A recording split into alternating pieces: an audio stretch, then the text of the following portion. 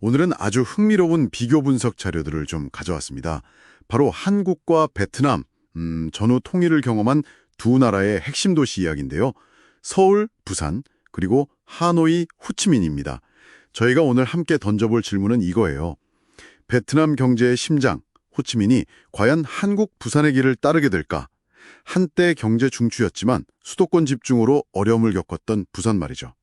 여러분이 주신 자료들이 이 두 도시쌍의 발전 과정을 여러 각도에서 보여주고 있습니다. 네, 이 자료들을 보면서 한국 사례에서 배울 점은 뭔지, 또 현재 호치민이 어떤 길을 가게 될지 그 가능성을 함께 짚어보려고 합니다. 단순히 도시 비교를 넘어서 국가 발전 전략이 제2의 도시에 미치는 영향을 이해하는 게 이번 연구의 목표라고 할 수 있겠죠. 좋습니다. 그럼 먼저 한국의 부산 이야기부터 시작해 볼까요?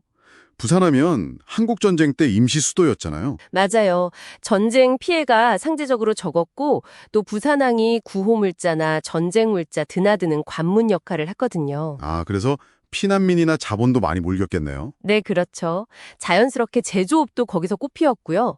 당시에는 정말 한국 경제의 버팀목이었죠. 그런데 전후에는 상황이 좀 달라졌다고요? 네, 한국 정부가 강력한 중앙 집권적 개발 정책을 추진하면서 특히 서울 중심의 성장을 밀어붙였습니다. 그 과정에서 수도권 정비 계획법 같은 게 큰 영향을 미쳤고요. 수도권 정비 계획법이요? 이름은 정비인데 실제로는 수도권 집중을 더 부추겼다는 건가요?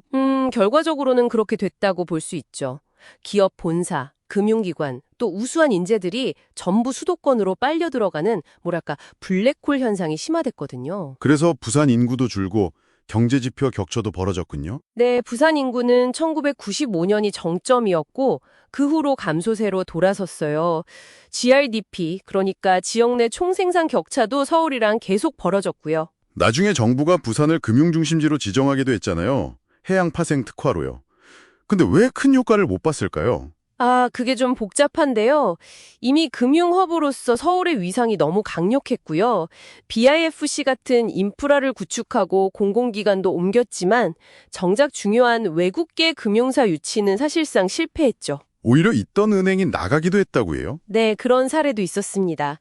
결국 시장 논리나 그 수도권의 강력한 중력을 정책만으로 넘어서기가 쉽지 않았다는 걸 보여줍니다. 그렇군요. 자, 그럼 이제 베트남으로 한번 가보죠. 베트남은 정치 중심 하노이, 경제 중심 호치민, 이 구도가 아주 명확하다고요. 네, 맞습니다. 북부의 하노이와 남부의 호치민은 역사적 배경도 다르고 통일 이후에 경제를 운영해온 방식도 차이가 좀 있었어요. 북부는 국가주도, 남부는 시장 경제 경험이 더 많았다고 하던데요. 그렇죠. 현재 베트남 정부는 하노이를 중심으로 한 북부 핵심 경제구역, NKR이라는데요. 여기를 첨단 제조업 기지로 육성하는 데 굉장히 집중하고 있습니다. 중국하고 연계해서요. 아, 삼성이나 LG 같은 우리 기업들도 그쪽에 대규모 투자를 했잖아요. 정말 국가가 주도하는 하향식 전략이네요. 맞습니다. 반면에 호치민은 여전히 베트남 GDP의 상당 부분을 차지하는 경제 엔진이긴 한데 심각한 인프라 부족 문제에 시달리고 있어요. 예를 들면 도시철도 완공이 계속 늦어진다거나 신공항 건설도 좀 더디고요. 이게 혹시 아까 말씀하신 북부 중심 개발 전략이랑 관련이 있을까요? 중앙정부 지원이 좀 부족하다거나 뭐 그런? 상향식 동력이요? 어떤 걸까요? 예를 들면 베트남 스타트업의 거의 52%가 호치민에 몰려 있어요. 굉장히 활발한 생태계죠. 또 강력한 내수 소비 시장이 있고요. 아, 맞다. 그리고 호치민 자체적으로 국제금융센터, IFC를 만들려는 구상도 있잖아요. 이건 부산 사례랑은 좀 다른 것 같은데요? 네, 정확히 보셨습니다. 바로 그 지점에서 부산과 호치민의 결정적인 차이가 드러나는 것 같아요. 몇 가지 짚어볼 수 있는데요. 첫째는 국가의 통제 방식이에요. 한국은 법으로 명확하게 규제하는 방식이었다면 베트남은 5개년 계획이나 FDI 유치 전략 같은 걸 통해서 좀 더 간접적으로 유도하는 경향이 있습니다. 자본의 원천도 다르겠네요. 한국은 국내 재벌 중심이었지만 베트남 성장은 외국 자본, FDI 역할이 훨씬 크니까요. 맞습니다. 그래서 호치민 입장에서는 글로벌 자본을 직접 유치하는 경쟁력이 아주 중요하죠.